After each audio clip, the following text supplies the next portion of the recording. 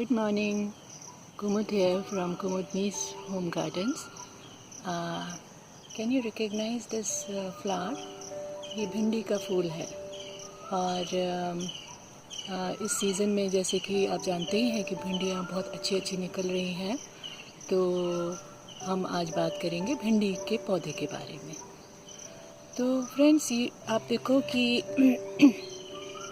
कितनी सारी भिंडियाँ इसमें निकल रही हैं और ये पौधे तकरीबन 2 महीने पुराने हैं। एक हार्वेस्ट तो मैं इसमें से ले चुकी हूँ और ये दूसरी हार्वेस्टिंग के लिए ये पौधे बिल्कुल तैयार हैं। नीचे की इस तरफ आप देख सकते हैं बैंगन के पौधे भी नज़र आ रहे हैं। ये मेरा छोटा सा वेजिटेबल गार्डन है। आप ऊपर से देखें तो ये भिंडी के पौधे हैं और वहाँ पे ये बैंगन का पौधा है। उस साइड मैंने जुकीनी लगाई हुई है, वो जुकीनी के पौधे हैं।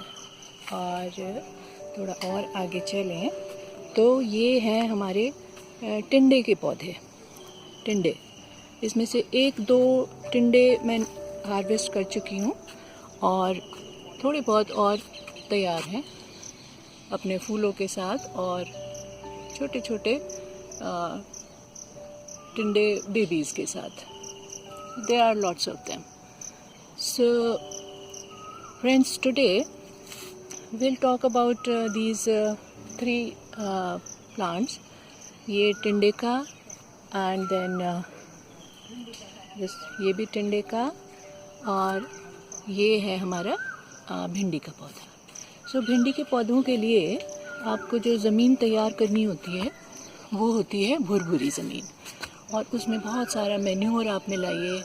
सबसे पहले काउडंग मैन्योर मिलाइए और थोड़ा नीम खली मिलाइए और अच्छे से ज़मीन को तैयार करके भुरभुरी करके आप बीज बो दें थोड़ी थोड़ी दूर पर। मैंने जो ये बीज बोए हैं ये तकरीबन 7-8 से लेके 10 इंच की दूरी पर बोए हैं। इनको थोड़ा बड़ा होने में करीब 1-1.5 महीना लग जाता है और फिर ये अपना फ्रूट देना शुरू कर देते हैं। तो आप देखिए फ्रेंड्स, कितनी सारी भिंडियाँ इसमें लगी हुई हैं। आज मैं ये सारी हार्वेस्ट कर लूँगी। अच्छा, दूसरी चीज़ है इसकी वाटरिंग। इसकी वाटरिंग के लिए इसकी ज़मीन हमेशा मॉइस्ट रहनी चाहिए।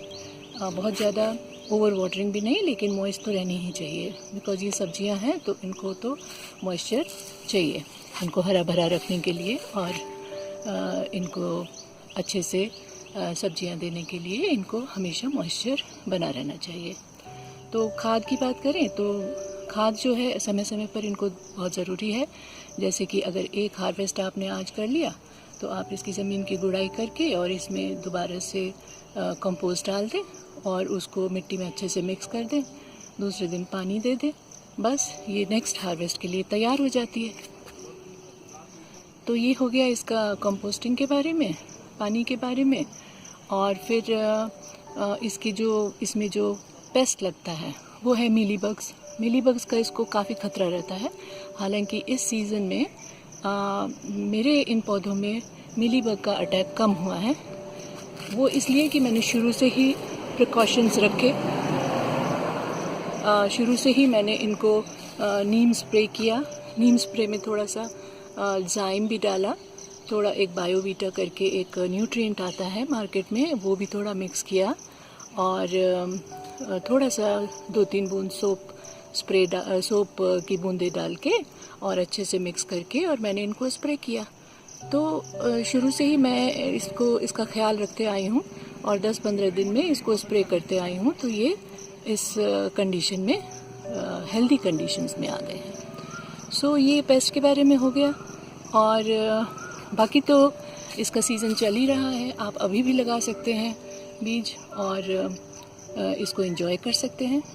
ओके फ्रेंड्स, ये तो हो गया हमारा भिंडी के बारे में। नाउ अब हम बात करते हैं टिंडे के बारे में। तो टिंडे की तरफ चलें तो ये देखिए, ये छोटे छोटे बेबी टिंडे इसमें आ रहे हैं। तो ये टिंडे मैंने फ़र्स्ट टाइम लगाए हैं फ्रेंड्स, लेकिन मुश्किल नहीं आई।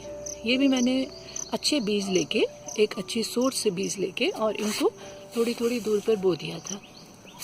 थोड़े ही दिनों में इनकी बेलें बननी शुरू हो गई और फिर मैंने इनका ट्रेलिस लगा दिया।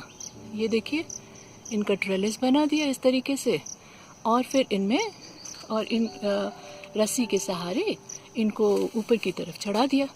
तो इसमें फिर फूल आने शुरू हो गए और इनमें टिंडे भी आने शुरू हो गए।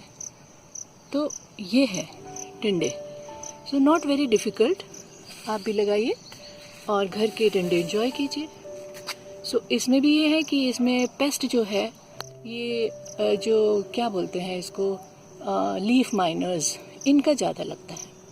तो इसके लिए भी सेम स्प्रे काम करता है, अपना नीम का स्प्रे, और उसी को आप स्प्रे करते रहिए हर 10-15 दिन में। नहीं तो वीकली भी करिए, क्योंकि अब मानसून आने वाले हैं तो फिर इसमें कीड़ों का खतरा ज़्यादा ही बना रहेगा।